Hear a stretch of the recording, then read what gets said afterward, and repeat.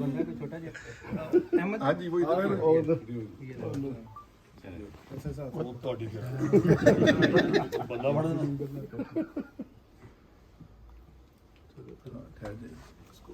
या कितने 50 साल के 5 लगेंगे 6 साल।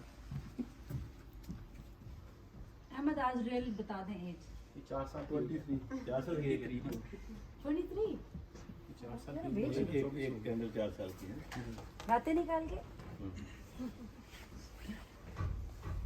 ये लाहौर से है बस हाँ? लाहौर से चले चलो जी भाई साहब Happy birthday to you. Happy birthday to you.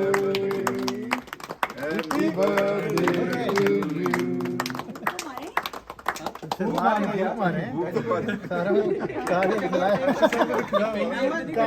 पहले ही किएगा एक्सपीरियंस नहीं आएगा।